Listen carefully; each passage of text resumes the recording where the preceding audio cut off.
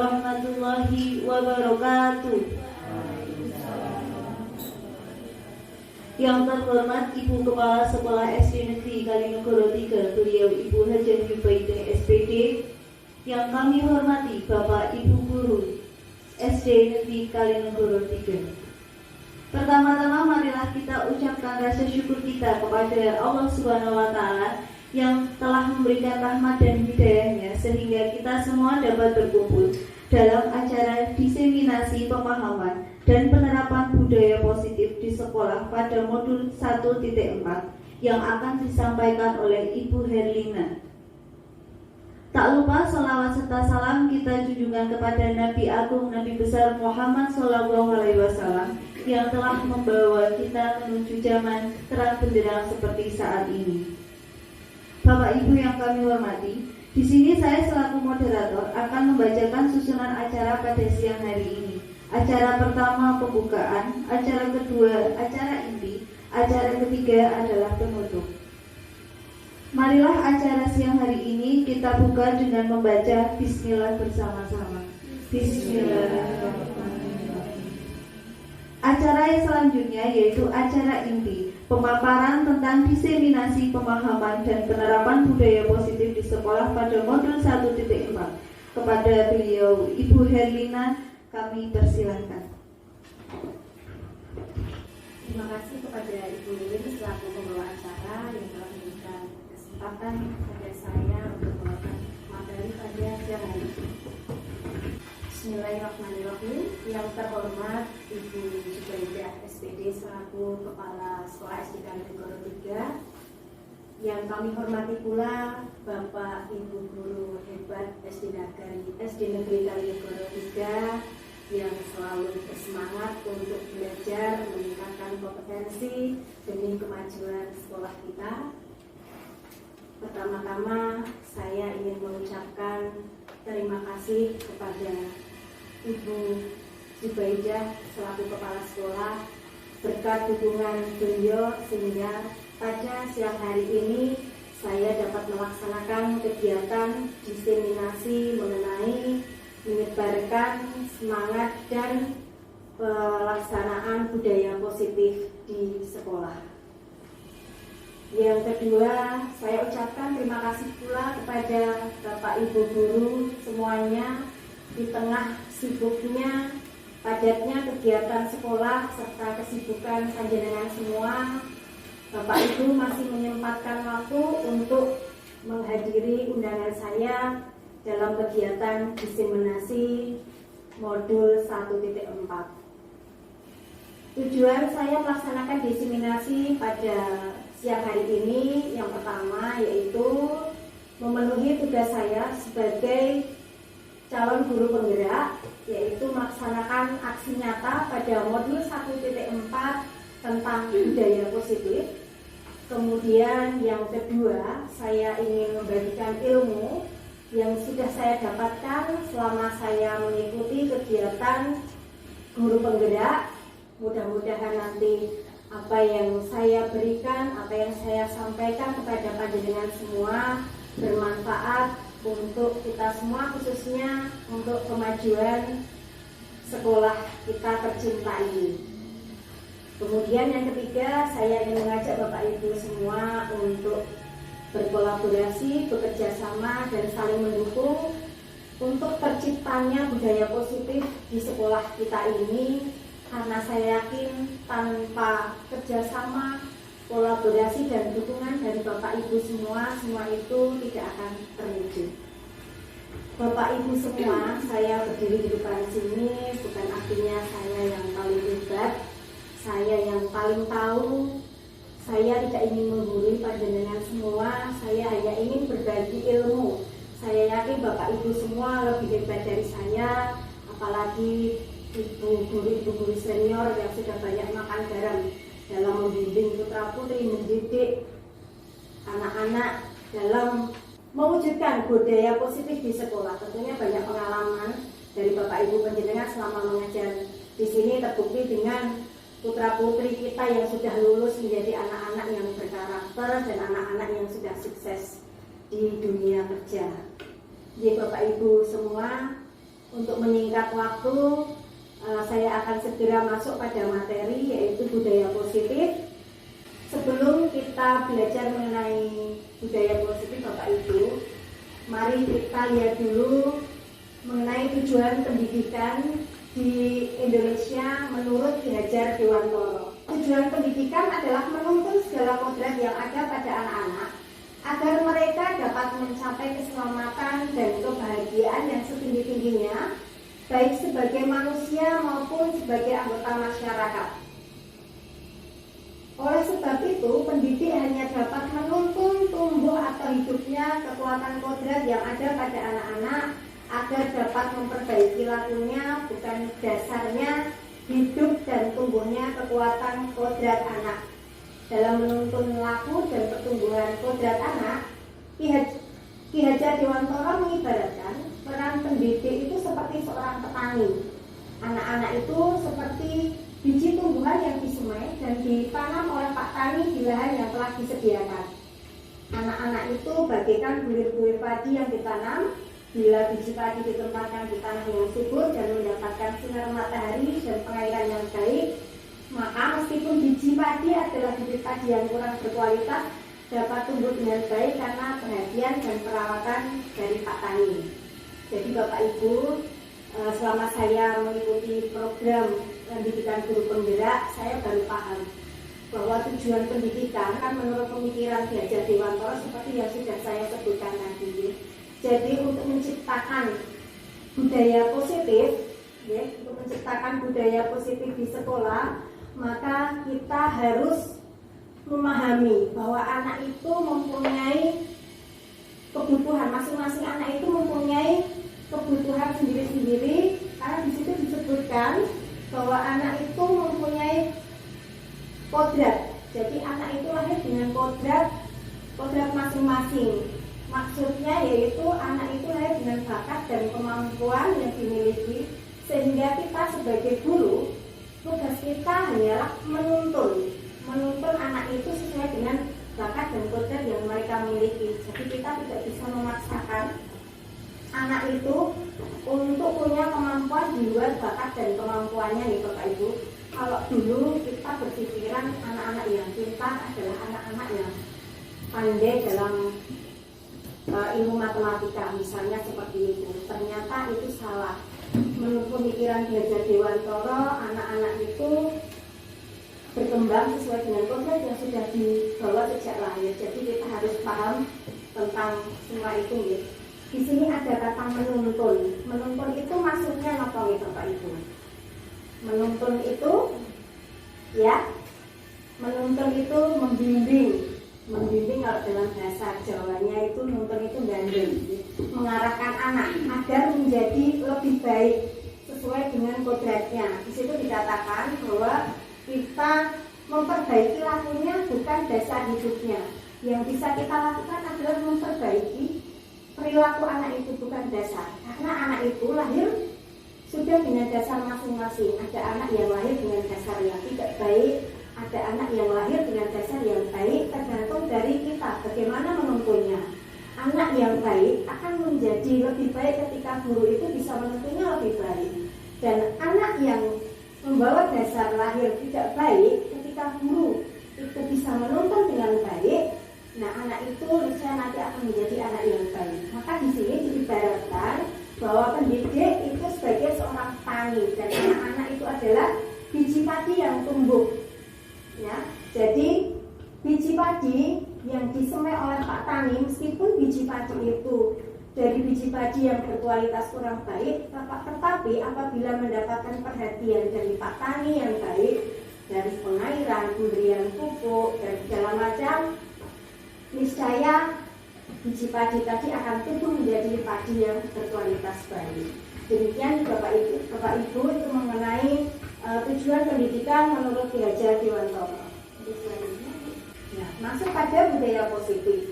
Budaya positif di sekolah yaitu nilai dan kebiasaan di sekolah yang berpihak pada murid agar mereka dapat berkembang menjadi pribadi yang kritis, penuh hormat dan bertanggung jawab sesuai dengan profil pelajar Pancasila.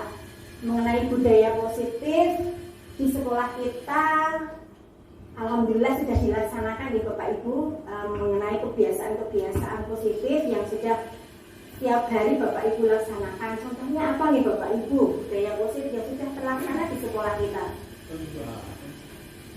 Ya, pembiasaan pagi 5S itu nggih. Kemudian ada lagi ya pembacaan doa Asmaul Husna. Nah itu untuk kedepannya nanti setelah kita belajar mengenai budaya positif, mari kita tingkatkan lagi mengenai pelaksanaan budaya positif. Syukur-syukur nanti kita tambahkan dengan kegiatan lain. Nah, mengenai konsep utama budaya positif Bapak Ibu, jadi pada siang hari ini ada 7 poin yang akan saya sampaikan kepada panjenengan. Yang pertama yaitu mengenai perubahan paradigma belajar. Kemudian yang kedua, disiplin positif. Yang ketiga, kebutuhan dasar manusia. Yang keempat, motivasi perilaku manusia. 5, restitusi posisi kontrol guru. 6, keyakinan kelas. Dan 7, segitiga restitusi. Materi yang pertama yaitu pembelajaran dengan paradigma baru. Pembelajaran dengan paradigma baru dirancang berdasarkan prinsip pembelajaran yang terdiferensiasi sehingga setiap siswa belajar sesuai dengan kebutuhan dari tahap perkembangan untuk mewujudkan profil pelajar Pancasila. Pembelajaran yang terdiferensiasi Bapak Ibu, panjenengan sudah pernah mireng istilah tersebut? Mungkin yang sudah mengimplementasikan kurikulum Merdeka sudah tidak asing dengan istilah itu.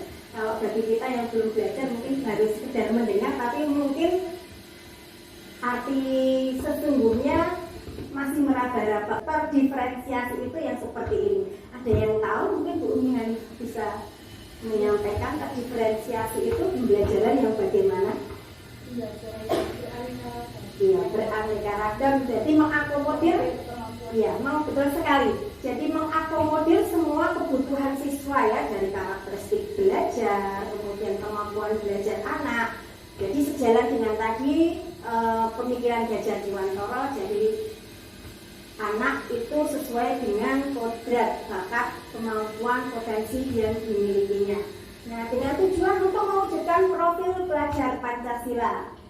Untuk profil pelajar Pancasila, saya kira sudah preso semua nih Bapak Ibu. Istiqomah sampun preso profil pelajar Pancasila, tentunya sampun karena sudah mengimplementasikan kurikulum Merdeka. Bumun? Jangan sedih Bu, ayo semangat. Ya saya bacakan saja ya, supaya lebih jelas. Yang pertama yaitu beriman bertakwa kepada Tuhan Yang Maha Esa dan berakhlak mulia. Kemudian yang kedua ada mandiri, yang ketiga bernalar kritis, kreatif, bergotong royong dan berkebinekaan global. Ini nanti yang kita akan wujudkan ya kepada anak-anak kita, semoga terbentuk siswa dengan sesuai dengan profil pelajar Pancasila. Yang kedua, disiplin positif Bapak Ibu. Dalam budaya kita, makna kata disiplin dipakai menjadi sesuatu yang dilaksanakan seorang pada orang lain untuk mendapatkan kepatuhan. Kita cenderung menghubungkan kata disiplin dengan ketidaknyamanan. Ya, Bapak Ibu, setiap kita mendengar kata disiplin itu selalu dikaitkan dengan aturan yang memaksa, mengikat kita ya, sepertinya tidak nyaman untuk didengar. Ya.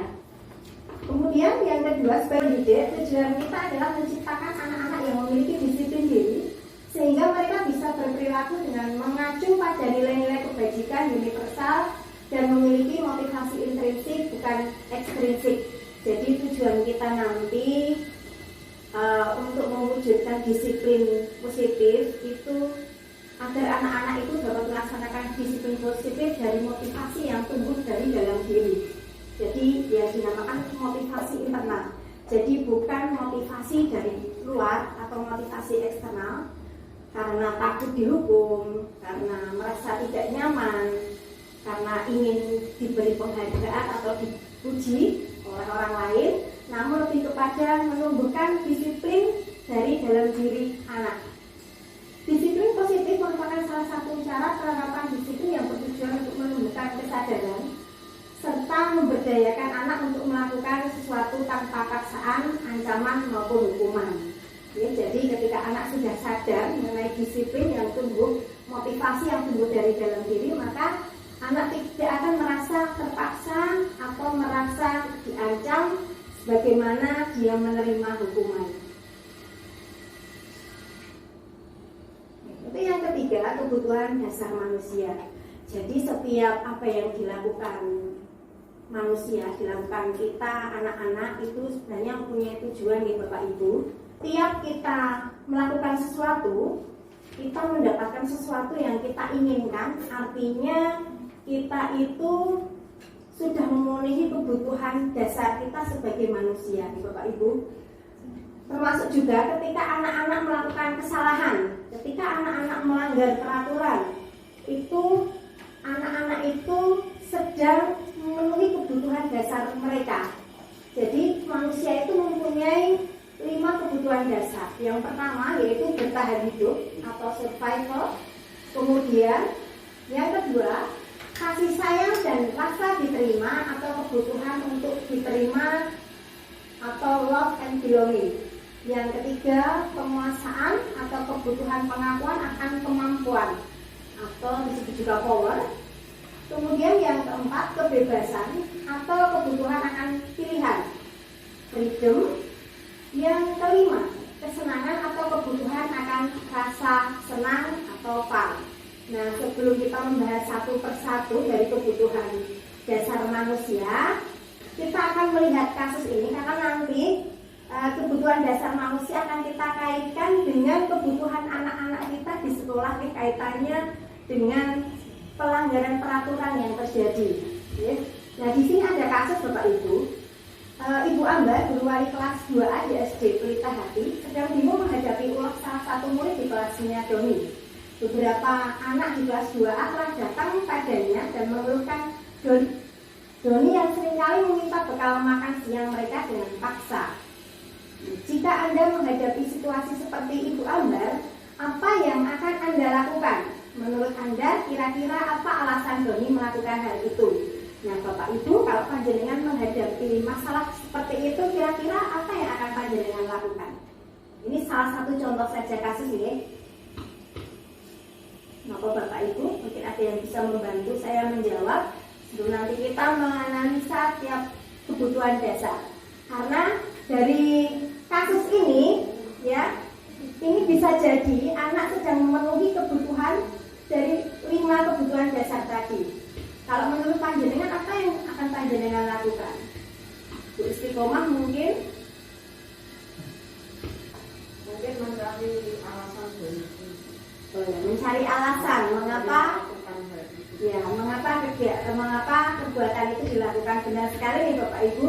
Jadi yang pertama kita lakukan adalah menanyakan alasan apa yang melatar belakangi anak itu melakukan perbuatan itu.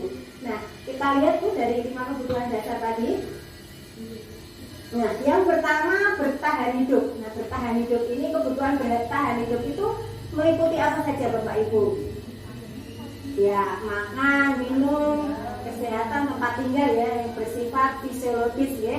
Nah, kalau kita kaitkan dengan kasus tadi, Doni yang sering meminta bekal makanan, ketika ibu guru bertanya, terus jawaban Doni adalah karena ibunya tidak pernah membawakan atau memberi bekal setiap hari.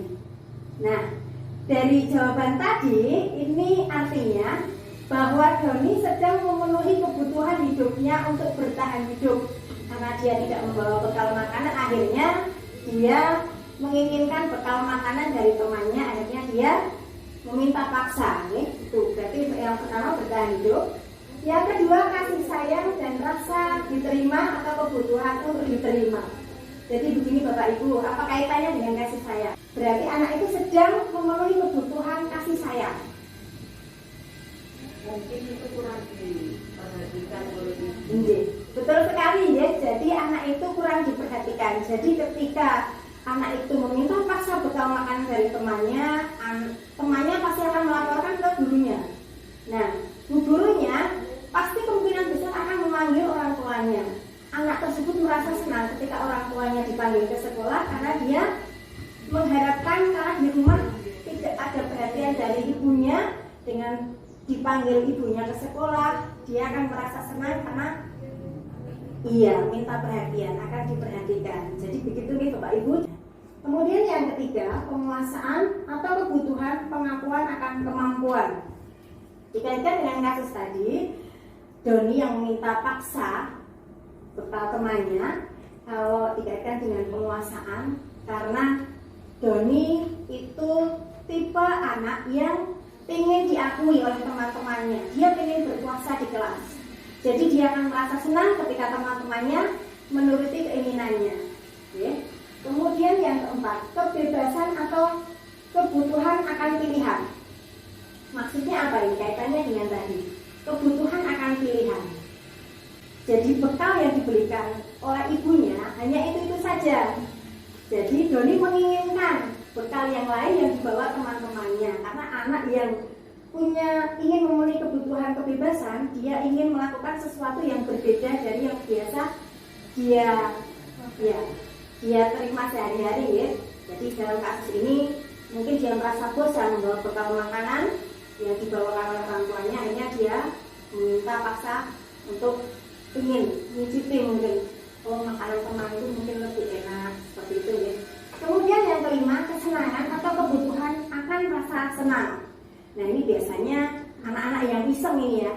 Anak-anak yang iseng itu alasannya kalau dia melakukan kesalahan di kelas karena hanya iseng dan merasa senang ketika melihat temannya itu merasa susah ketika dijahili. Nah jadi itu nih Bapak Ibu, 5 kebutuhan dasar manusia. Jadi harapan kita semua ketika anak itu melakukan kesalahan, kita itu harus paham, benar-benar tahu sebenarnya yang melatar belakangi anak itu melakukan kesalahan itu apa. Oke? Jadi bisa kita lihat dari 5 kebutuhan dasar manusia, karena pada dasarnya manusia itu memiliki 5 kebutuhan dasar seperti ini.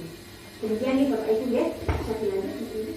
Dari kebutuhan dasar tadi yang melatar belakangi seseorang untuk berperilaku atau melakukan sesuatu, termasuk juga melakukan suatu kesalahan, itu ada motivasi perilaku manusia Bapak Ibu. Jadi motivasi itu adalah dorongan ya. Dorongan yang timbul pada diri seseorang secara sadar atau tidak sadar untuk melakukan suatu tindakan dengan tujuan tertentu. Jadi ada 3 perilaku manusia ya. Yang pertama, untuk menghindari ketidaknyamanan atau hukuman. Murid melakukan disiplin diri karena ia takut dihukum. Jadi sudah tadi saya singgung ya. Jadi seorang anak mungkin dia selalu berangkat tepat waktu karena tidak ingin mendapat hukuman. Dia merasa takut, merasa tidak nyaman ketika dia harus mendapatkan hukuman. Nah, motivasi yang seperti itu datang dari mana? Dari diri atau dari luar Bapak Ibu? Dari luar. Itu artinya motivasi eksternal. Kemudian yang kedua, mendapatkan imbalan atau penghargaan dari orang lain. Murid melakukan disiplin diri karena ia ingin mendapat imbalan. Misalnya dia berangkat selalu yang nomor 1 di kelas dan mendapatkan penghargaan dari ibu gurunya. Jadi bisa jadi anak itu berangkat setiap pagi lebih awal dari teman-temannya karena termotivasi mendapat hadiah dari ibu gurunya. Nah itu motivasi juga datang dari luar ya, jadi motivasi eksternal. Kemudian yang ketiga, menghargai nilai kebajikan diri sendiri. Nilai-nilai kebajikan itu apa nih Bapak Ibu? Nilai-nilai kebajikan itu nilai kebaikan ya, nilai kebaikan yang diyakini oleh anak. Jadi anak itu tahu mana yang baik dan mana yang tidak. Murid melakukan disiplin diri karena ia sadar akan nilai kebajikan dirinya. Mungkin seperti ini, anak itu tiap hari selalu berangkat pagi karena dia sadar dengan berangkat pagi maka dia akan bisa lebih konsentrasi ketika belajar di kelas, tidak kemerungsung, di jalan pun dia juga tidak tergesa-gesa. Jadi itu motivasi yang datang dari dalam diri yang disebut dengan motivasi internal. Nah Bapak Ibu, tadi dalam rangka untuk mewujudkan disiplin ada beberapa cara ya, termasuk hukuman dan penghargaan. Nah di sini ada konsep disiplin dengan identitas gagal dan konsep disiplin dengan identitas sukses.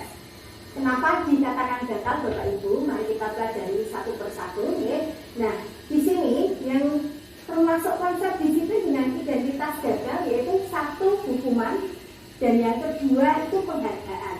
Ya. Kalau hukuman kita semua sudah tahu ya kenapa hukuman itu disebut dengan konsep disiplin dengan termasuk konsep disiplin dengan identitas gagal karena begini Bapak Ibu, seorang anak yang mendapat hukuman ya dia akan merasa tersakiti karena hukuman itu menyakiti ya bagi sebagian besar anak karena hukuman itu datangnya tidak terencana ya. Anak tidak tahu apa yang akan terjadi ketika dia melanggar peraturan karena hukuman itu dibuat oleh ibu gurunya tanpa kesepakatan anak ya. Jadi dengan dihukum anak akan merasa tersakiti, tidak nyaman, kemudian merasa takut dan mau tidak mau anak itu ketika melakukan kesalahan dia harus menerima hukuman dan ada kemungkinan anak akan menyembunyikan kesalahan. Suatu contoh ketika kita bertanya di kelas ada yang tidak mengerjakan PR, pasti ada yang tidak mengaku kecuali ada temannya yang melaporkan. Nah itu di latar belakangnya karena anak itu takut dihukum karena dia tahu dengan dihukum akan merasa tidak nyaman, merasa tersakiti. Ya, kemudian yang terakhir adalah menjadi rendah diri. Ya. Ketika anak mendapat hukuman, yang terjadi adalah anak akan merasa rendah diri, bukan malah menjadi jera. Dia tidak akan mengulangi perbuatannya, tapi sebaliknya anak itu akan menjadi rendah diri karena merasa terhukum, merasa menjadi orang yang paling gagal. Nah, sekarang yang kedua ada penghargaan. Yang selama ini sering kita lakukan di Bapak Ibu memberi penghargaan kepada anak. Setiap anak itu melakukan sesuatu ya, ada apa dengan penghargaan, kenapa termasuk dengan identitas gagal. Bapak Ibu sering memberikan penghargaan di kelas, tentunya sering ya, termasuk saya juga. Ternyata saya baru paham penghargaan itu tidak sepenuhnya efektif. Ada pengaruh positif dan ada pengaruh negatifnya juga. Yang pertama, pengaruh jangka pendek dan jangka panjang. Jadi, penghargaan itu hanya bisa diberikan dalam jangka pendek, Bapak Ibu. Kenapa demikian ya? Ketika kita sekarang memberikan penghargaan, untuk selanjutnya kita terhadap anak yang melakukan sesuatu sesuai yang kita inginkan, kita tidak memberikan penghargaan lagi, anak itu akan merasa bagaimana Bapak Ibu? Hari ini kita memberikan penghargaan kepada anak itu, selanjutnya hari berikutnya dia melakukan hal yang sama, yang lebih baik mungkin ya, tapi kita tidak memberikan penghargaan. Apa yang akan terjadi dengan anak tersebut? Dia pasti akan kecewa ya. Jadi pengaruh jangka pendek dan jangka panjang seperti itu ya. Kemudian tidak efektif. Tidak efektifnya di mana Bapak Ibu? Jadi ketika kita memberikan penghargaan kepada anak ya, kita harus terus-menerus memberikan penghargaan itu. Karena kalau kita tidak memberikan penghargaan itu, misalnya anak tidak akan melakukan hal yang lebih baik. Jadi menurut teori ini penghargaan tidak efektif. Kemudian yang ketiga, merusak hubungan atau iri. Jadi ketika ibu guru itu memuji atau memberikan penghargaan kepada anak, kemungkinan ada anak lain yang merasa iri, ya merasa cemburu. Padahal sebenarnya niat kita adalah memberikan motivasi agar yang lain termotivasi untuk bisa mengerjakan seperti anak yang kita beri penghargaan tadi yang kita puji, tetapi ternyata itu menimbulkan keirian, ya kecemburuan. Kemudian yang keempat, mematikan kreativitas. Kenapa bisa mematikan kreativitas Bapak Ibu? Ya, mengharapkan pujian, betul sekali ya. Ketika anak itu diajak berpikir, mendapatkan imbalan setelah dia mengerjakan suatu tugas, ya maka anak itu yang dikejar hanya penghargaannya saja. Beda dengan anak yang tidak diberi penghargaan, tidak diberitahu ya, tidak diberitahu, misalnya ibu guru beri hadiah atau apa, maka anak itu akan mengerjakan tugas atau pekerjaannya bisa kreatif mereka. Seperti itu Bapak Ibu.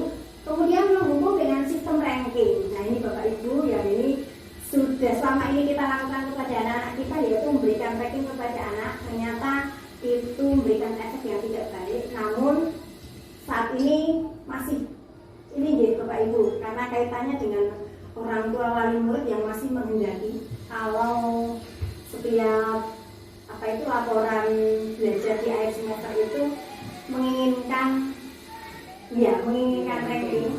Namun ternyata itu tidak baik, dan sebisa mungkin kita berikan pemahaman kepada wali murid, karena memang anak itu tumbuh dengan kodratnya masing-masing, bakat dan kemampuan yang tidak bisa disamakan satu dengan lainnya. Ya, jadi menghukum dengan sistem ranking. Untuk anak yang ranking 1, dia akan menjadi anak yang sukses, ya, karena mendapat penghargaan. Bagaimana dengan anak yang tidak mendapat ranking 1 atau bahkan yang rankingnya paling bawah? Dia akan menjadi anak yang paling terhukum, ya. Jadi sistem ranking bisa mungkin kita hindari ya Bapak Ibu, seperti itu. Kemudian merampas hak menghargai dirinya. Bagaimana penghargaan kok bisa merampas hak menghargai dirinya Bapak Ibu? Ada yang bisa menjelaskan kenapa penghargaan bisa merampas hak menghargai dirinya? Jadi contoh ini ya, ketika seorang anak ini sedang belajar membaca, dari menyusun huruf menjadi kata-kata, kemudian kata-kata dinanti menjadi kalimat, akhirnya anak itu berhasil bisa membaca kalimat itu. Anak tersebut merasa senang dan bahagia karena dia bisa membaca rangkaian kata-kata menjadi sebuah kalimat. Nah, sebenarnya rasa senang dan rasa bahagia itu sebenarnya suatu penghargaan bagi dirinya. Namun saat itu orang tua melihat, oh anakku bisa membaca, akhirnya orang tua itu ingin memberikan penghargaan. Paham betul maksud saya? Jadi sebenarnya tanpa diberi penghargaan, anak itu sudah merasa mendapat penghargaan dari dirinya sendiri. Namun kenapa orang lain harus memberi penghargaan? Sebenarnya tidak perlu. Nah, ini yang dimaksud dengan merampas hak menghargai dirinya. Sebenarnya diri kita sudah bisa menghargai diri kita, tapi kenapa orang lain harus memberikan penghargaan? Gitu kan sebenarnya tidak perlu. Sebenarnya kalau menurut teori seperti itu ya. Tapi yang biasa dilakukan, hal yang wajar ketika orang tua akan memberikan penghargaan kepada anaknya. Dilanjut Bu. Nah, sekarang ini konsep disiplin dengan identitas sukses. Nah, konsep disiplin dengan identitas sukses itu ada apa saja Bapak Ibu? Yaitu ada konsekuensi dan restitusi. Nah, konsekuensi itu apa Bapak Ibu?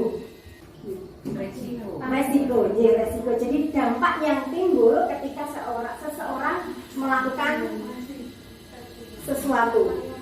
Kemudian yang ketiga, murid menghormati dirinya dan orang lain. Kenapa murid menghormati dirinya? Ketika dia melakukan kesalahan, dia ingin berusaha memperbaiki diri.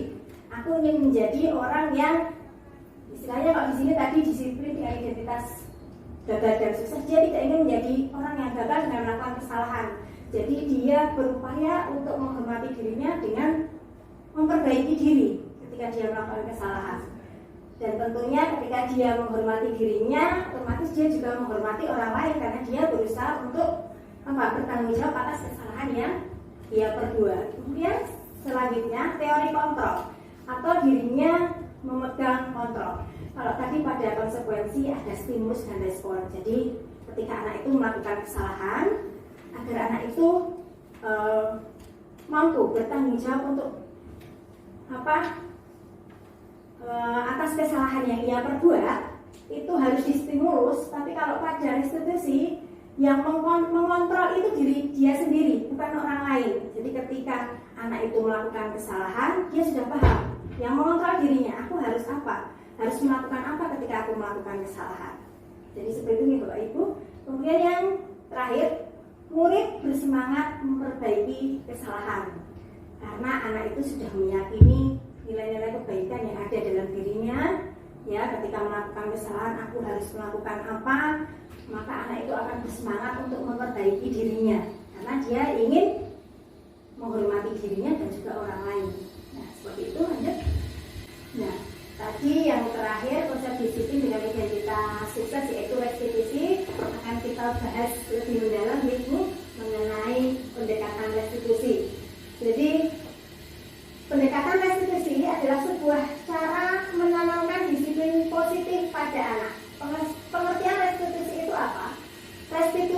adalah proses menciptakan kondisi bagi murid untuk memperbaiki kesalahan mereka, sehingga mereka bisa kembali pada kelompok mereka dengan karakter yang lebih kuat.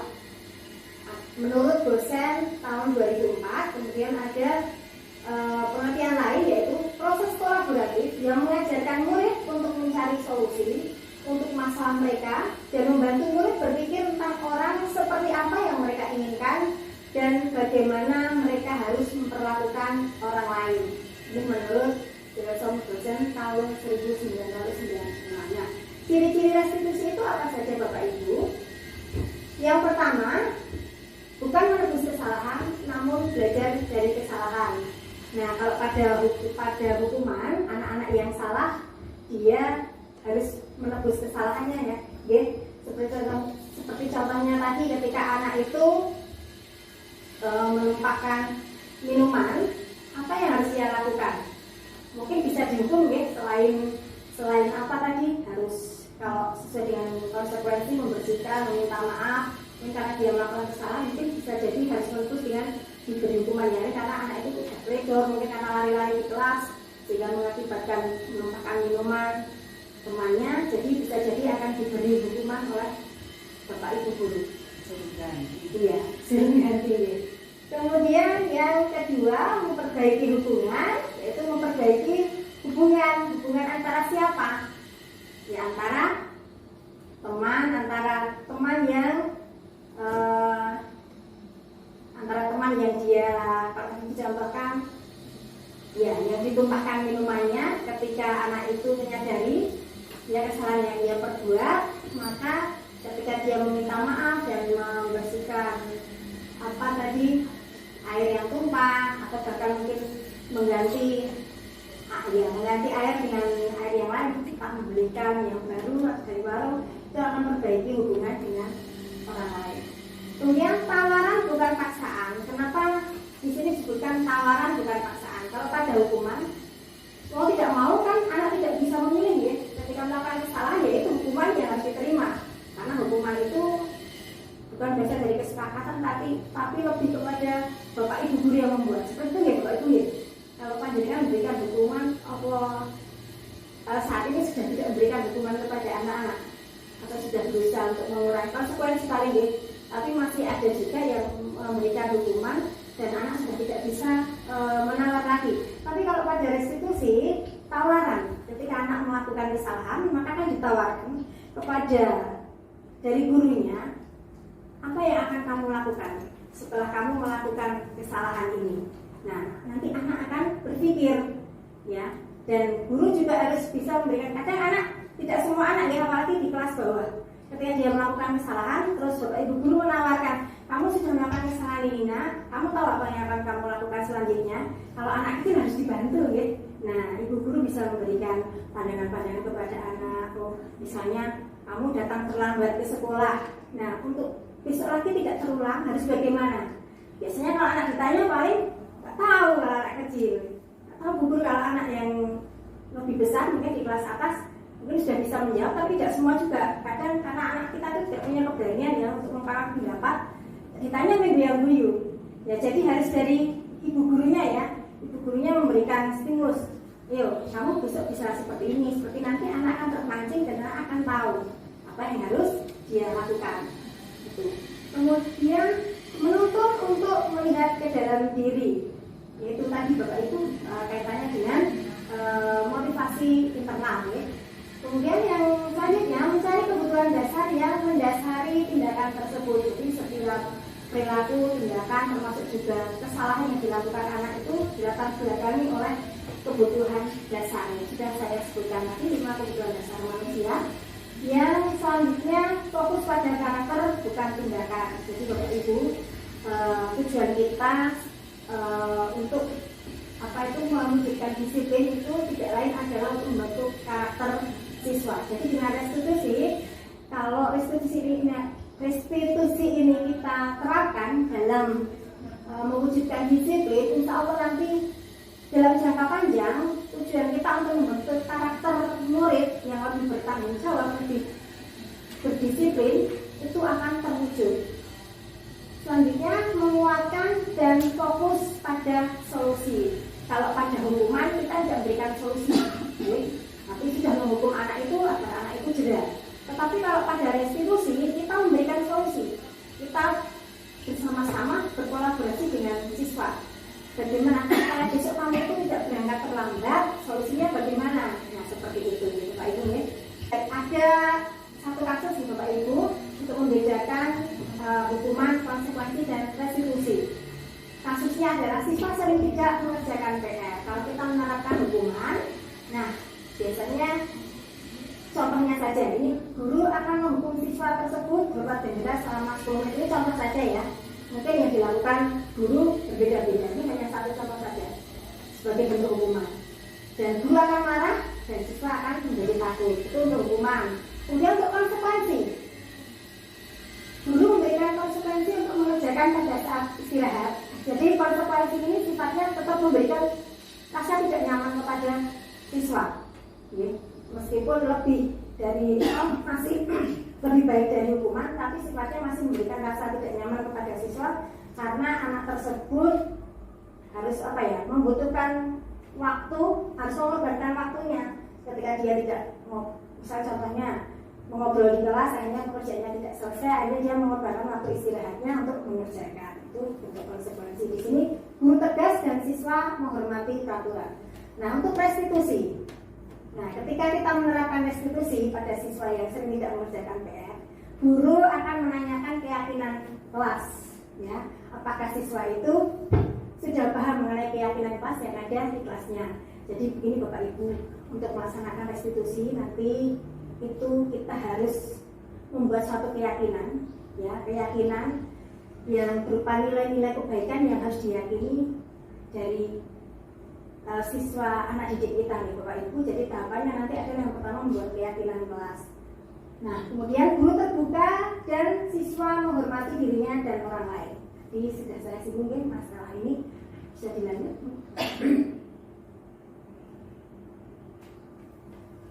Nah Bapak Ibu, kaitannya tadi dengan disiplin positif, ada posisi kontrol restitusi.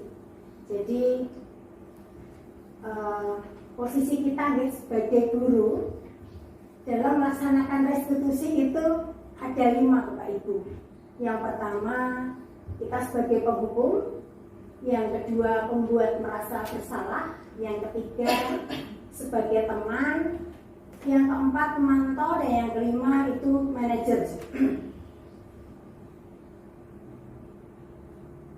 Nah, mari kita bahas satu persatu dari masing-masing posisi kontrol restitusi tersebut. Untuk penghukum, ciri-cirinya apa Bapak Ibu? Nah, untuk penghukum kita akan menggunakan hukuman fisik maupun verbal. Kemudian ada suara yang kita gunakan tinggi. Kemudian bahasa tubuhnya mata melotot, jari menunjuk-nunjuk dan menghading. Itu kalau menghukum ya Bapak Ibu ya. Kadang kita secara tidak sadar ya seperti itu kalau marah ya dengan anak-anak. Kemudian kata-kata yang biasa terucap untuk penghukum itu apa saja Bapak Ibu? Ini contoh ya. Patuhi aturan saya atau awas, ada kata ancaman. Kemudian contoh lain, kamu selalu saja salah. Jadi sudah mengejas anak itu selalu salah, ya, selalu salah dan tidak benar, dan tidak melakukan hal yang benar, tidak pernah melakukan hal yang benar. Kemudian ada lagi pasti selalu yang terakhir selesainya. Pernah kita melakukan seperti itu. Kalau saya sadar pernah melakukan seperti itu, ternyata itu hal yang salah nih Bapak Ibu ya. Ya sebenarnya sambil guyon, tapi ternyata mungkin akan membekas di hati anak. Kenapa saya? Ya memang anak itu kan kemampuannya beda-beda. Ketika anak itu mengerjakan tugas di luar ini ya Bapak Ibu, kadang ada yang mengerjakan tugas itu selesainya terakhir karena guyon, tapi memang karena ada juga yang karena kemampuannya dia mampunya mengerjakan tugas selalu yang terakhir, dan ibu guru mengatakan seperti itu. Nah itu ternyata kita berada pada posisi kontrol penghukum. Nah hasil apa yang diperoleh ketika kita menjadi penghukum? Murid bisa jadi marah, dendam, agresif, ya, mencoret-coret buku, meja.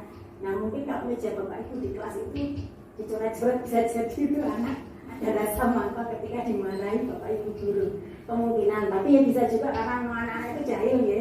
Nah itu ibu jadi dampak dari hukuman. Kemudian yang kedua adalah membuat rasa bersalah. Ciri-cirinya adalah guru bersuara lebih lembut. Kemudian dia akan menggunakan keheningan yang membuat orang lain merasa tidak nyaman, bersalah atau rendah diri. Nada suaranya memelas, tubuhnya memelas ini, halus sedih karena mungkin saking apa ya, sudah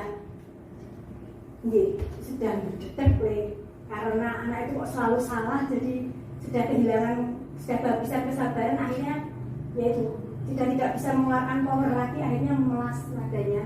Dan bahasa tubuhnya merapat pada anak tampak lesu. Kata-kata yang sering digunakan pada posisi membuat rasa bersalah, ibu sangat kecewa sekali dengan kamu nak.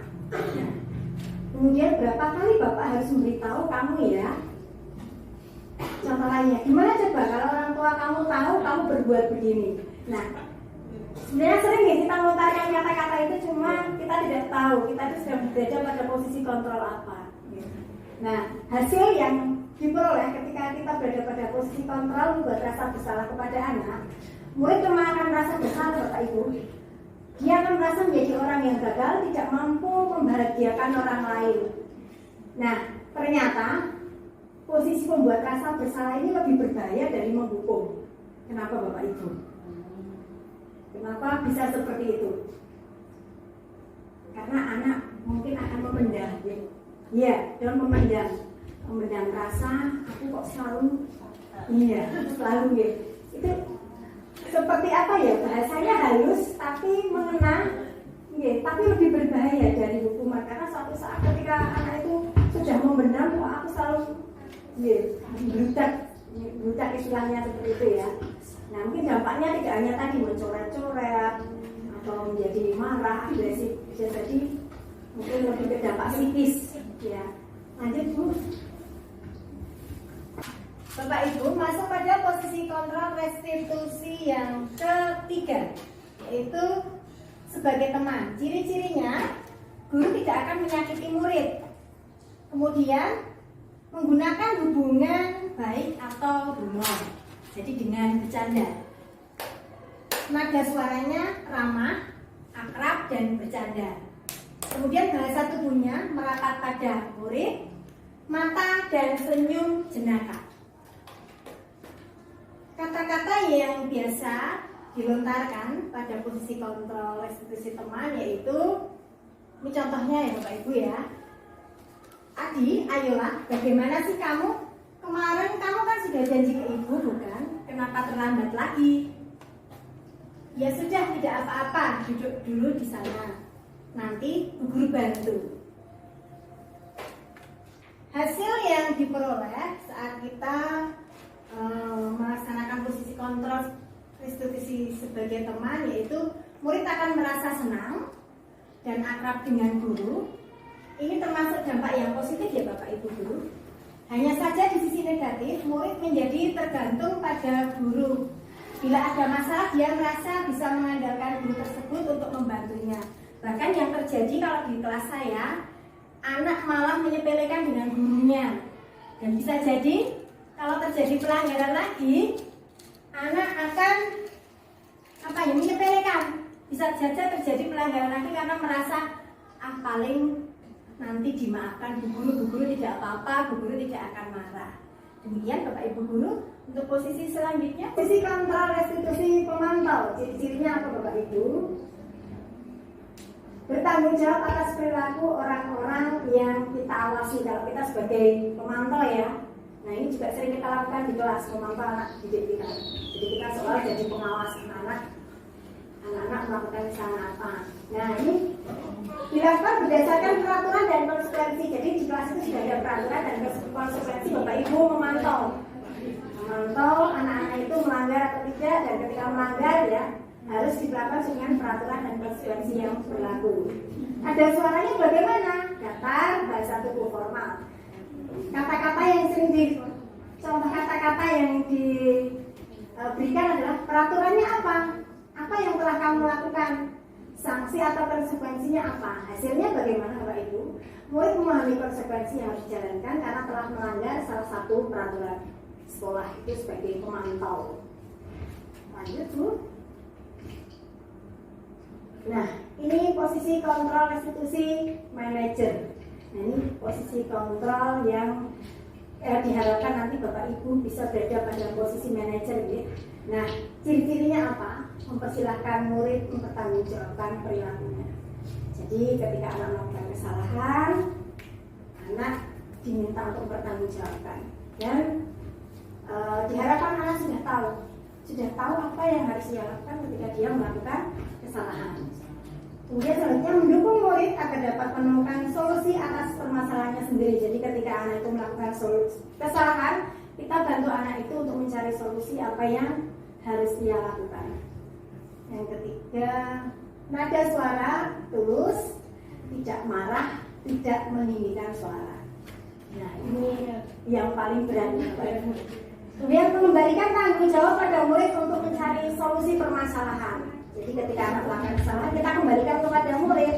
Seperti tadi sudah saya sampaikan, ya, apa yang akan kamu lakukan, ya, setelah melakukan kesalahan ini, anak diminta untuk berpikir. Ketika anak tidak bisa memberikan jawaban, ya, guru, ya, membantu apa yang harus dia lakukan.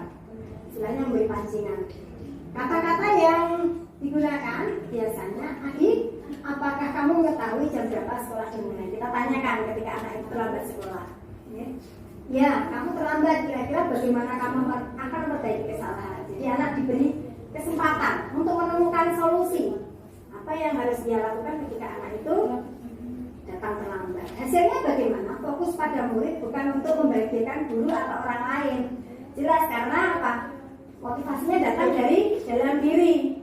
Oke, kalau tadi seperti hukuman, konsekuensi, dan lain sebagainya tadi, mereka melakukannya hanya untuk membahagiakan orang lain, bukan atas dasar kesadaran dari dirinya.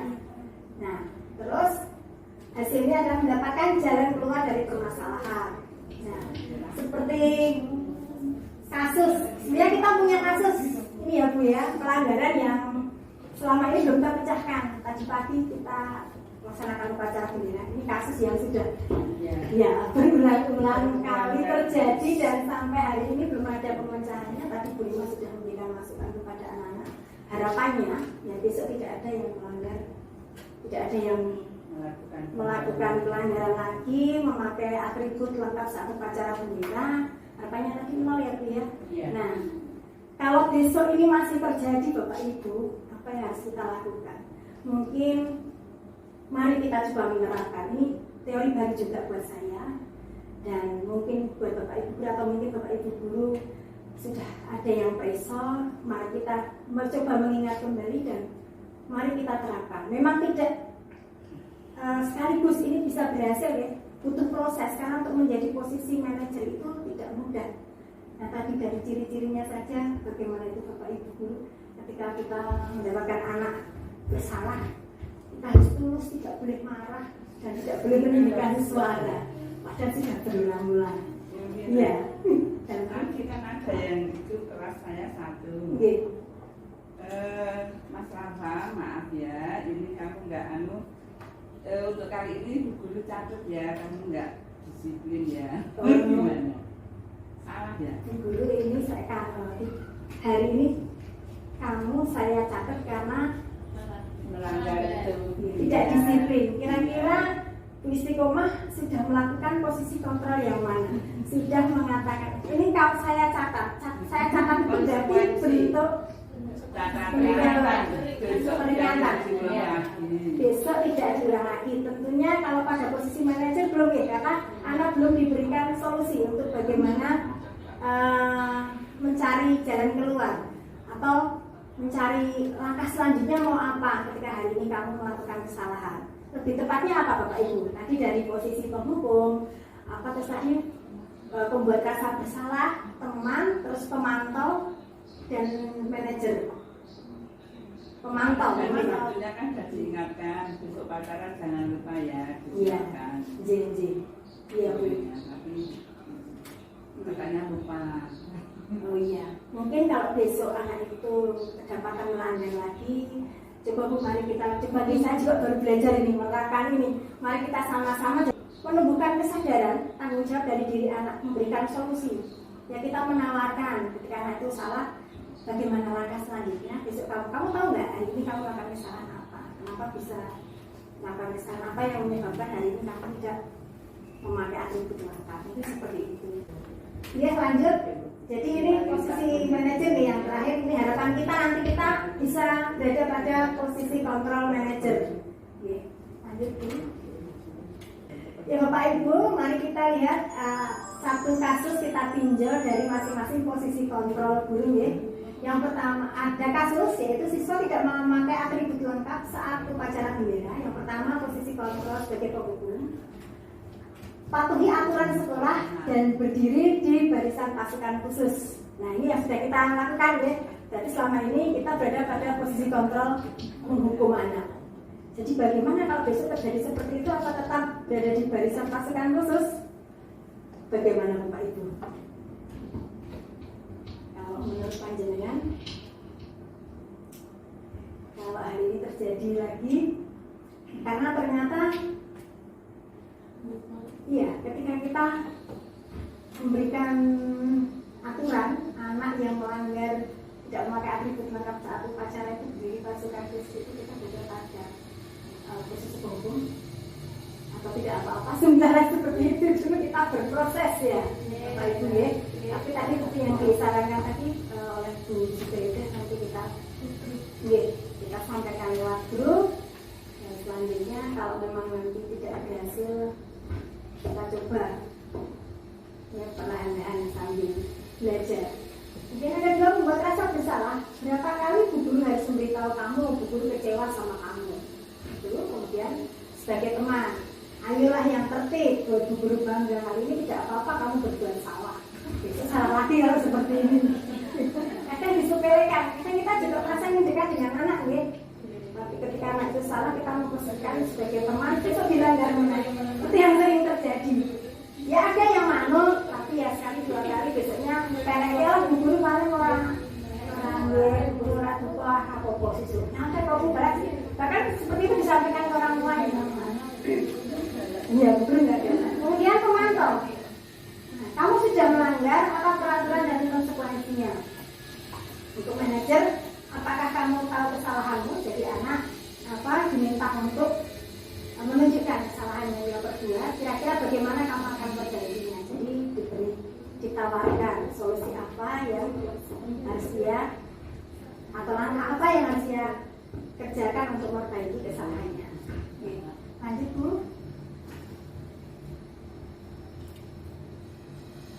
Nah, keyakinan kelas. Jadi Bapak Ibu tadi berkaitan dengan pelaksanaan posisi atau pelaksanaan restitusi, yaitu harus ada keyakinan kelas. Ya, keyakinan kelas itu apa? Yaitu nilai-nilai kebajikan atau universal yang disepakati secara tersirat dan tersurat, lepas dari latar belakang suku, negara, bahasa maupun agama. Kalau menurut Gosen 1998, suatu keyakinan akan lebih memotivasi seseorang dari dalam atau intrinsik. Seseorang akan lebih semangat dalam menjalankan keyakinannya daripada hanya sekedar mengikuti aturan. Jadi tadi sudah saya singgung sedikit, keyakinan itu adalah nilai-nilai kebajikan, nilai-nilai kebaikan yang diyakini anak. Ya, diyakini anak. Kalau nilai itu mengandung kebaikan dan harus dia ikuti. Jadi ketika dia melanggar keyakinannya, pasti ada dampak yang akan didapatkan. Ya, lanjut. Nah, di sini ada pertanyaan Bapak Ibu. Mengapa keyakinan kelas? Mengapa tidak peraturan kelas saja? Nah, ini ada pertanyaan. Ya. Mengapa kita memiliki peraturan tentang penggunaan helm pada saat mengendarai kendaraan roda 2 atau motor? Nah, kalau Bapak Ibu, apa yang meyakini ketika jenengan naik kendaraan motor harus menggunakan helm? Ya. Nah, ya, lebih kepada keamanan, ya, karena ketika kita mengendarai kendaraan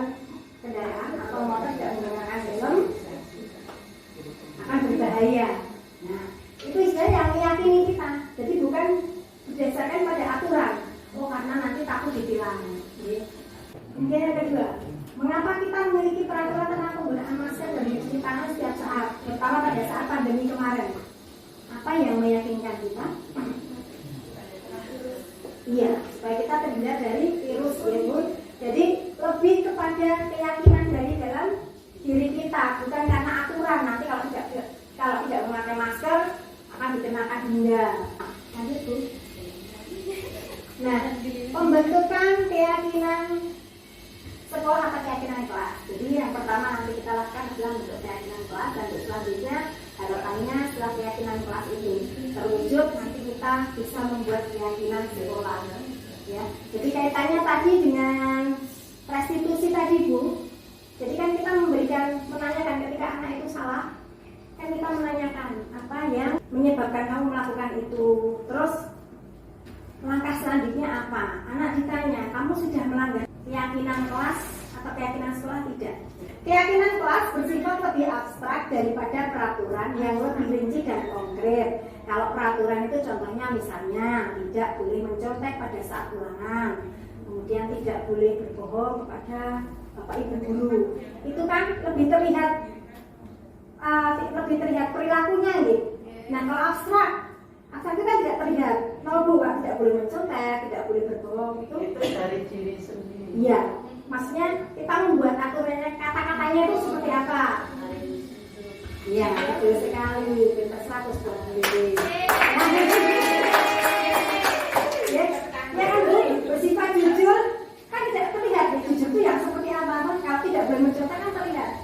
Ya, seperti itu nggih. Kemudian keyakinan kelas berupa pernyataan universal. Jadi yang lebih umum seperti tadi. Tidak boleh mencontek, itu ya sikap jujur. Kemudian tidak boleh mengejek teman, tidak boleh saling bertengkar. Itu berarti yang lebih universal apa Bu? Ya, rukun, saling menghormati,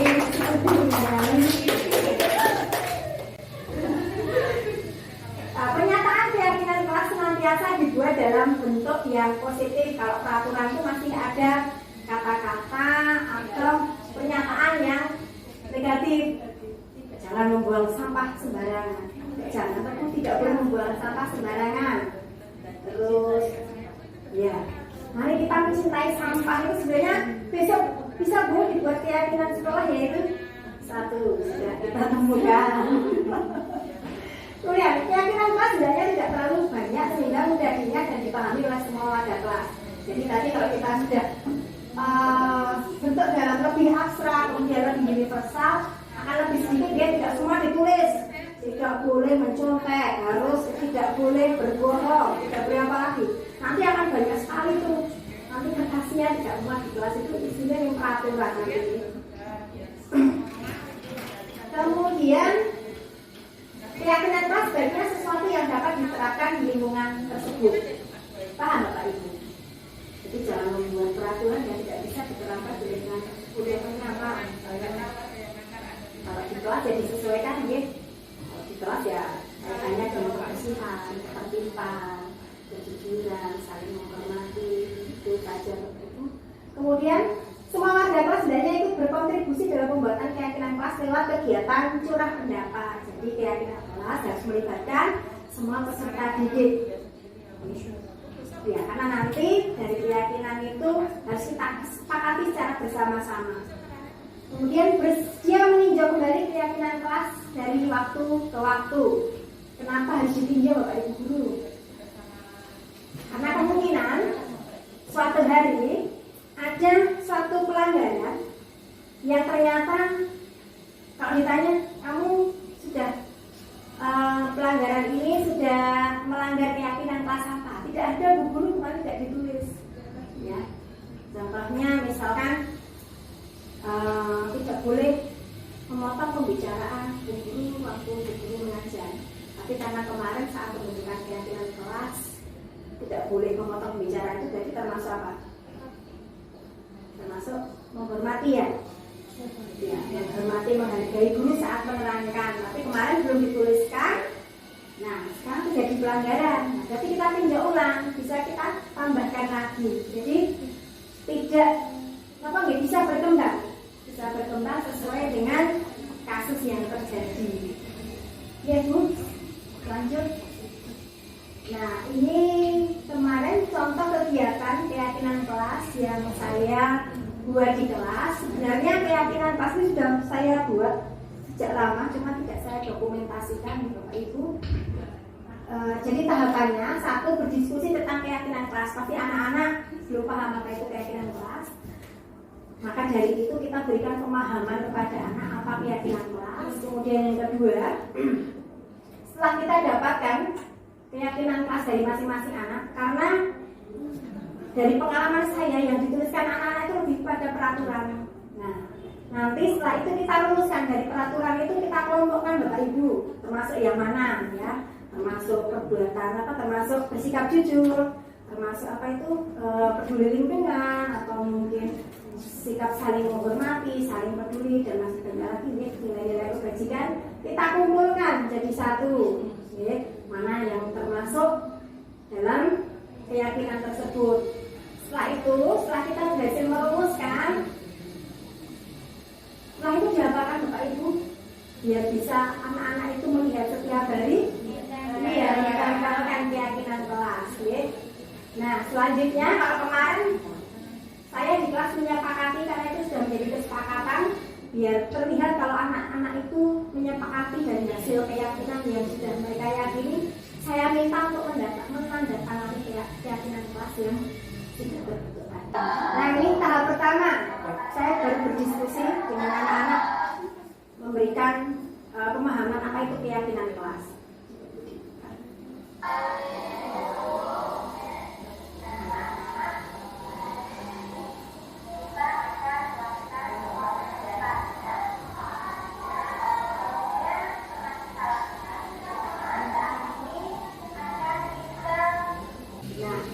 Setelah mereka berhasil menuliskan satu keyakinan, mereka menempelkan di papan tulis.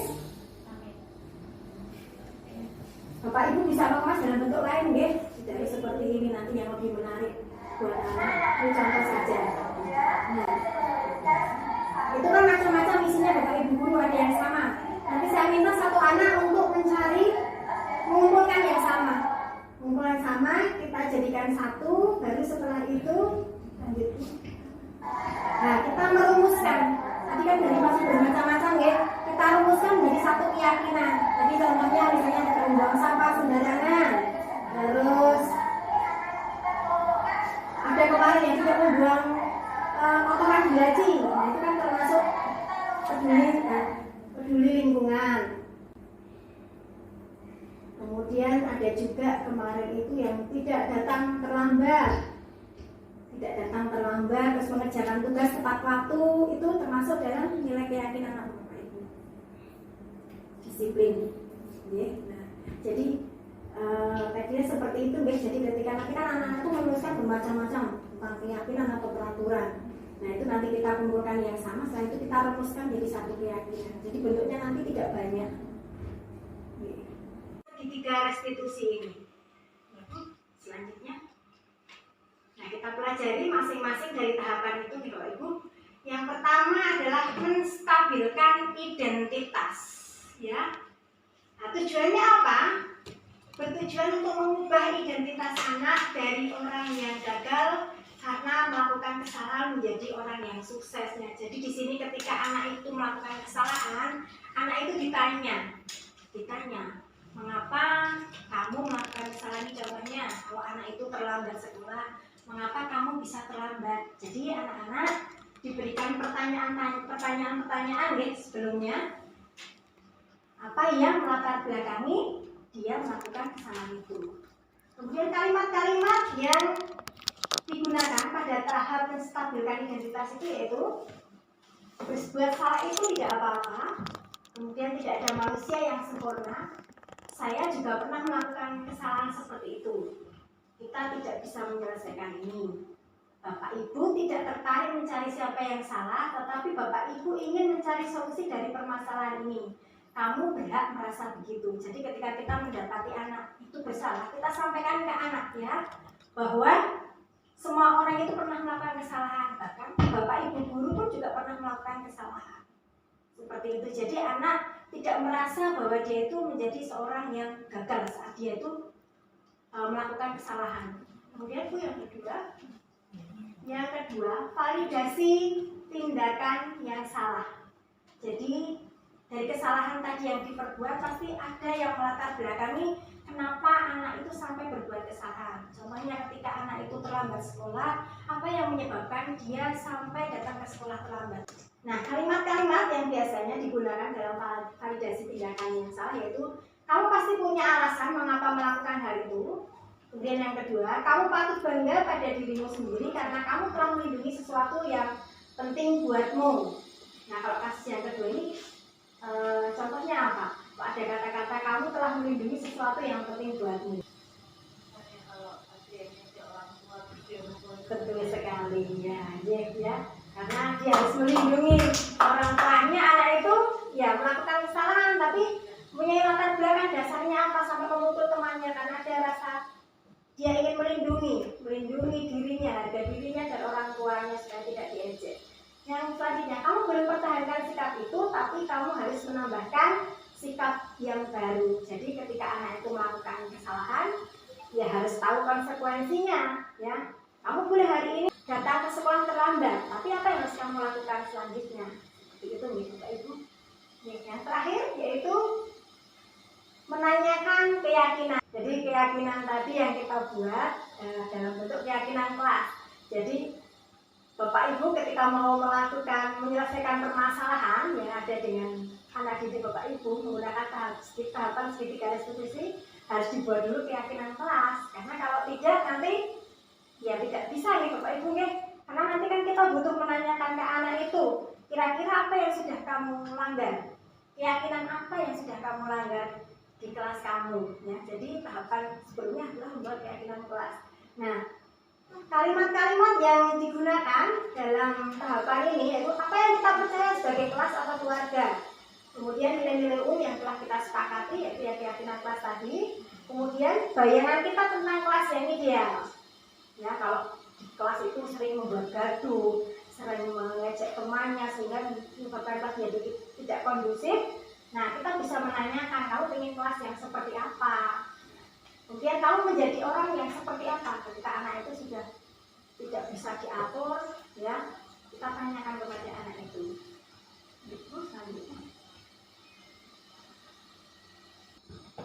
Bapak Ibu, ini merupakan contoh penerapan segitiga restitusi yang saya praktekkan di kelas beberapa waktu yang lalu. Di sini ada beberapa kasus yang saya praktekkan.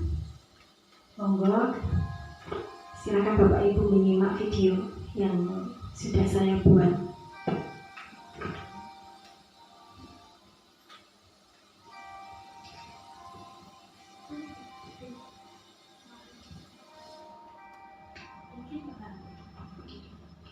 Kasus yang pertama yaitu siswa yang datang terlambat ke sekolah.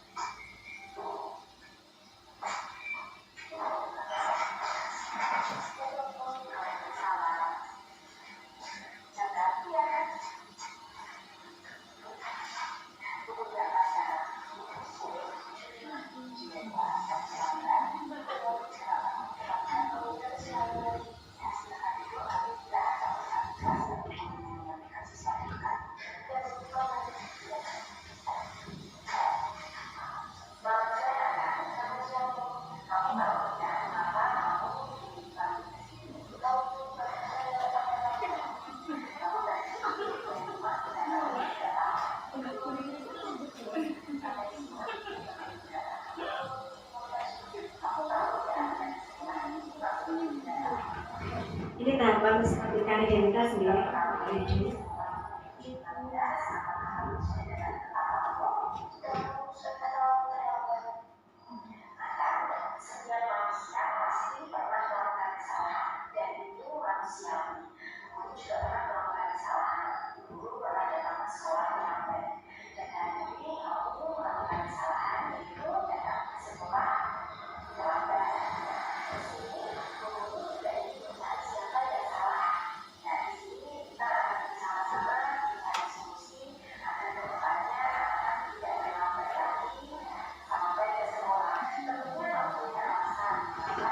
kepada validasi tindakan yang salah.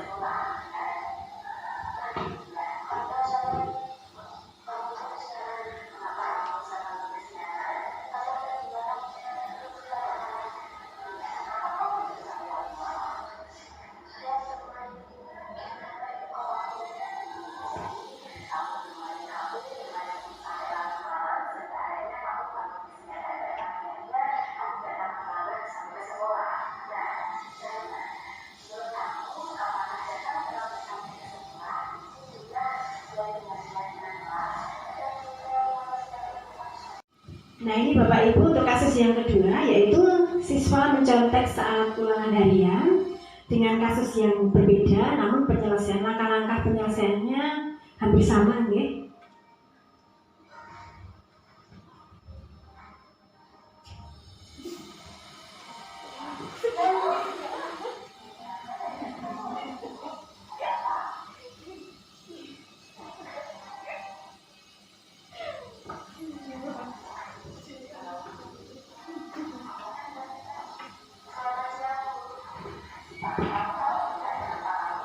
Tahapan yang pertama, menstabilkan identitas.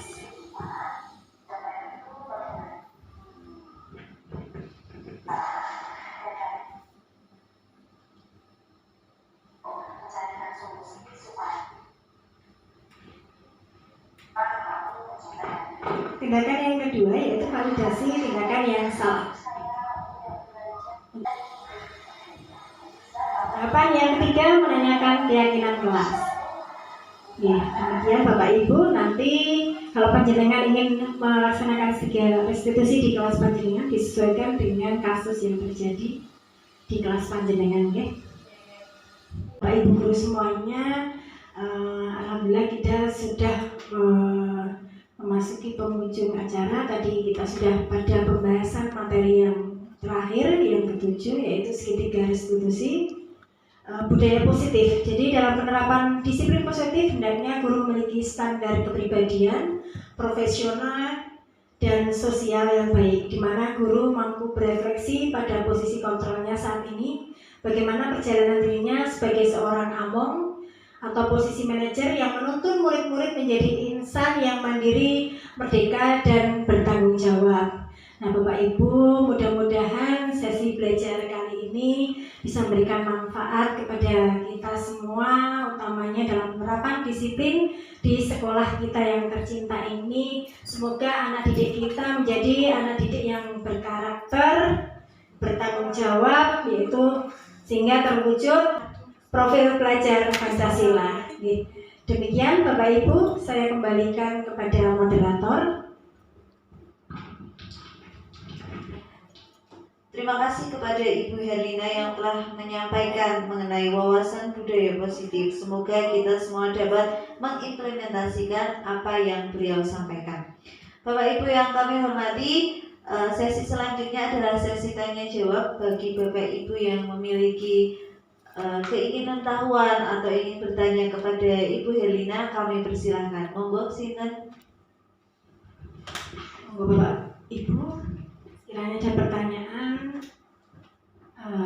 jika bisa saya jawab, akan saya jawab. Kalau tidak, nanti kita sharing bersama-sama mengenai penerapan budaya positif di sekolah kita. Monggo, ada yang mau menyampaikan pertanyaan?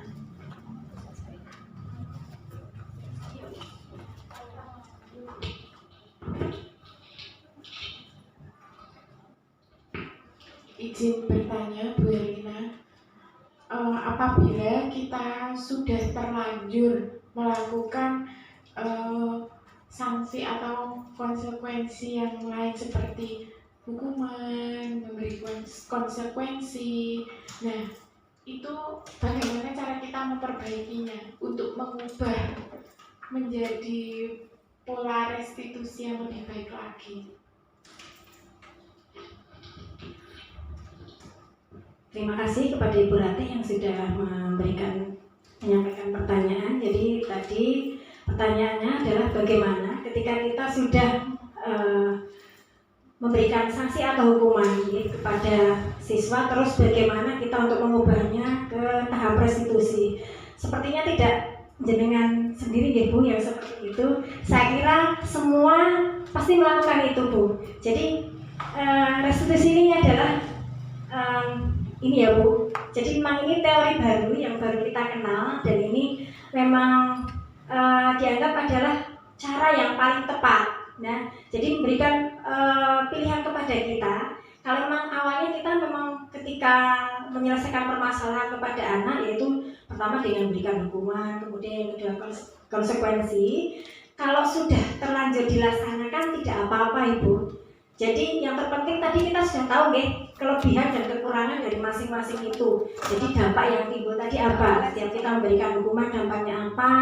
Kemudian konsekuensi itu dampaknya apa? Nah, setelah itu baru kita tahu ya manfaat dari restitusi itu apa. Nah, untuk selanjutnya mari Bu kita coba bersama-sama, karena kita juga baru tahap belajar nih untuk melaksanakan restitusi ini untuk menyelesaikan setiap pelanggaran yang terjadi di sekolah atau di kelas kita. Jadi menurut saya tidak apa-apa kalau sudah terlanjur karena ini bagian dari proses kita belajar untuk menjadi yang lebih baik, bagaimana menciptakan disiplin positif. Jadi tidak usah merasa berarti merasa kita bersalah, karena memang awalnya kita memang tahunya ketika anak itu salah ya kita beri hukuman, kita berikan konsekuensinya. Memang yang pertama kita tahu adalah itu. Namun setelah hari ini kita belajar bersama-sama, saya juga belajar ini Bu, terus terang pengetahuan baru buat saya. Nah, setelah kita tahu ternyata ada cara strategi yang lebih tepat, mari kita besok bersama-sama terapkan segitiga restitusi ini dalam kasus yang kita temukan di kelas. Begitu Bu Ratih, bisa diterima jawaban saya? Ada lagi pertanyaannya Bu? Mungkin satu lagi Bu. Terima kasih Bu Erlina. Ketika sudah dibuat keyakinan kelas, terus siswa masih mau ulangi lagi, apakah itu memang bertahap ya maksudnya untuk menumbuhkan keyakinan seperti itu? Soalnya ya kemarin juga saya menangani masalah murid itu juga ada yang melanggar seperti itu. Saya tanya juga langkah yang selanjutnya, mungkin Bu Rita mendengar sendiri waktu di sini ada beberapa anak kelas 4 itu, langkah selanjutnya apa, mereka sudah menjawab, tapi sepertinya masih belum sungguh-sungguh seperti itu loh. Nah, kira-kira apa triknya untuk seperti itu? Makasih ya. Terima kasih kepada Ibu Hanifah yang sudah memberikan pertanyaan. Jadi setelah kita berhasil membuat keyakinan kelas di kelas yang keyakinan itu tentunya kesepakatan dari satu kelas. Harapannya setelah keyakinan itu terbentuk tidak ada anak yang melanggar. Tapi kenyataannya masih ada yang melanggar. Jadi kalau menurut saya memang untuk menumbuhkan keyakinan itu butuh proses Ibu butuh proses. Jadi ini memang jadi kita tidak bosan-bosannya kita terus mengingatkan anak itu setiap hari mengenai keyakinan kelas. Jadi anak itu selalu diingatkan apa. Jadi begini, kalau menurut saya tiap hari keyakinan kelas itu kita bacakan apa Ibu. Jadi hari ini kira-kira ada pelanggaran apa dari keyakinan kelas yang kita buat. Kan tidak mungkin kita akan membuat hukuman atau konsekuensi karena tadi kesepakatannya kalau di keyakinan kelas itu karena anak sudah meyakini dan harapannya anak tidak akan mengulangi, tapi kenyataannya anak masih mengulangi. Yaitu memang kita butuh usaha ekstra, jadi harus berproses, penuh kesabaran untuk selalu mengingatkan anak itu. Jadi harapan kita suatu saat butuh prosesnya jangka panjang Ibu, jadi bertahap demi tahap. Jadi jangan lekas bosan atau putus asa. Kalau saya seperti itu di kelas banyak sekali, tidak hanya jenengan, saya pun juga seperti itu. Tapi nggak segan-segannya saya selalu mengingatkan dengan bahasa-bahasa yang lebih bisa diterima oleh anak. Insya Allah nanti anak itu lama-kelamaan dari dalam hatinya akan tumbuh keyakinan. Apalagi nanti kalau melihat temannya yang lain itu kok bisa meyakini apa yang sudah jadi kesepakatan bersama, apakah tidak malu ketika dia melanggarnya lagi. Demikian menurut saya. Atau mungkin ada tambahan Pak Rinto? Sepertinya kok sedang berpikir. Ada lagi Bapak Ibu yang ditanyakan? Sepertinya sudah. Ya, Bapak Ibu, saya kembalikan kepada moderator karena sudah tidak ada lagi yang ingin ditanyakan. Terima kasih kepada Bapak Ibu yang sudah menyampaikan pertanyaannya. Semoga setelah bertanya panjenengan semua dapat memahami apa itu budaya positif. Bapak Ibu yang kami hormati, alhamdulillah tiba di akhir acara. Saya selaku moderator memohon maaf yang sebesar-besarnya apabila dalam membawakan acara pada siang hari ini banyak kesalahan yang disengaja maupun tidak disengaja. Semoga pertemuan kali ini membawa manfaat yang sangat besar untuk kita semuanya. Amin. Saya akhiri. Billahi taufiq wal hidayah. Wassalamualaikum warahmatullahi wabarakatuh.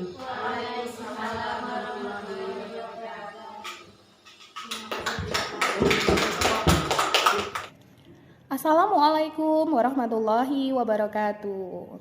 Perkenalkan, nama saya Umi Nur Hanifah, guru kelas 4. Terima kasih kepada Bu Herlina yang sudah menyampaikan materi tentang budaya positif di sekolah. Tentu saja hal ini sangat bermanfaat sekali bagi saya khususnya sebagai guru dalam menciptakan sebuah disiplin positif. Dengan diawalinya dengan membuat sebuah keyakinan kelas yang harapannya nanti akan menumbuhkan budaya positif di sekolah dan menciptakan karakter siswa yang baik. Terima kasih Bu Herlina. Wassalamualaikum warahmatullahi wabarakatuh. Assalamualaikum warahmatullahi wabarakatuh. Perkenalkan, saya Bu Ratih, rekan dari Ibu Herlina. Terima kasih kepada Ibu Herlina yang telah memaparkan tentang budaya positif. Kami sebagai guru sangat senang sekali dengan ilmu yang sangat bermanfaat ini dalam menangani kasus anak-anak yang kami hadapi setiap harinya. Semoga kedepannya anak-anak menjadi anak-anak yang berkarakter dan berperilaku santun dengan penanganan yang lebih tepat. Terima kasih Bu Herlina. Wassalamualaikum warahmatullahi wabarakatuh.